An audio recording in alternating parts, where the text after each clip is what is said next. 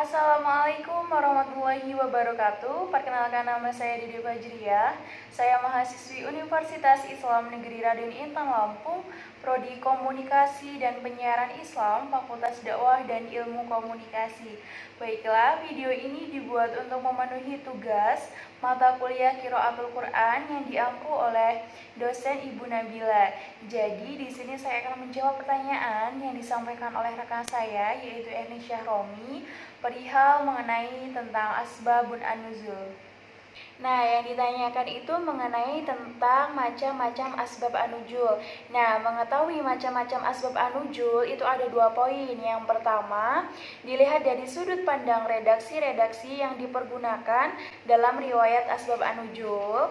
Nah, kemudian yang kedua itu dilihat dari sudut pandang berbilangnya asbab an-nuzul untuk satu ayat atau berbilangnya ayat untuk asbab an-nuzul. Nah, pada poin yang kedua ada beberapa macam studi yang digunakan. Ya, yang pertama itu mengambil versi riwayat yang sahih, dan yang kedua itu studi selektif atau biasa disebut dengan tarjih.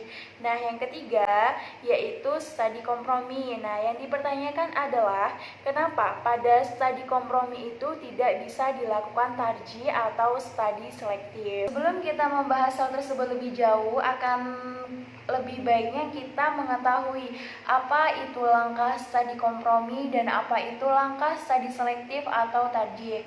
Nah, langkah studi kompromi itu dilakukan apabila kedua riwayat yang kontradiktif itu sama-sama memiliki status kesohihan hadis yang sederajat dan tidak mungkin ditarjihkan. Nah, sedangkan studi selektif ataupun tarjih itu dilakukan apabila kedua versi asbab an-nuzul yang berbeda-beda itu memiliki kualitas kesohihan yang sama. Nah, seperti itu. Kenapa alasannya? Baiklah, maka saya akan memberi contoh untuk lebih mengetahui atau bisa memahami lebih detail tentang kenapa sih studi kompromi ini tidak bisa ditarjihkan. Misalnya, dua versi asbab an-nuzul yang melatar belakangi turunnya ayat muamalah, yaitu Quran Surat An-Nur, yaitu surat ke-24 ayat 6. Dalam versi riwayat Al-Bukhari dan Muslim melalui jalur Sahal ibnu Sa'ad dikatakan bahwa ayat itu turun berkenaan dengan salah seorang sahabat yang bernama Uwaimir. Nah, beliau ini bertanya kepada Rasulullah Shallallahu Alaihi Wasallam tentang apa yang harus ia lakukan apabila ia ini menjumpai istrinya berzina dengan orang lain.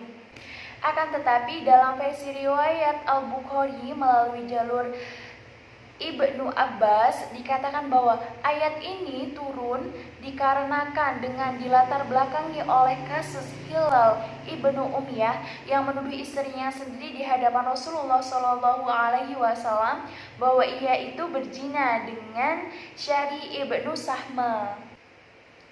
Kedua riwayat tersebut benar-benar berkualitas sahih dan tidak mungkin dilakukan studi tarjih di antara keduanya. Oleh karena itu perlu dilakukan studi kompromi. Dua kejadian tersebut berdekatan masanya, maka akan lebih memudahkan untuk mengkompromikan keduanya. Dalam jangka waktu yang tidak begitu lama, kedua sahabat itu bertanya kepada Rasulullah Shallallahu Alaihi Wasallam tentang hal serupa. Maka turunlah ayat muamalah untuk menjawab kedua orang itu. Dalam kasus ini Al-Khatib berkata, kedua penanya itu kebetulan bertanya pada satu waktu. Nah, kenapa pada studi kompromi ini tidak bisa dilakukan studi tarjih? Nah, ibaratnya studi tarjih dan studi kompromi itu adalah merupakan metode ataupun cara. Nah, cara yang tarjih ini dilakukan untuk mengamati apabila sebab-sebabnya itu berbeda tetapi memiliki kualitas yang sama. Nah, sedangkan studi kompromi itu dengan masalah yang sama dan memiliki kesohihan yang sederajat, seperti itu. Nah, demikian jawaban yang bisa saya sampaikan. Apabila ada kesalahan, saya memohon maaf dan kepada Allah saya memohon ampun.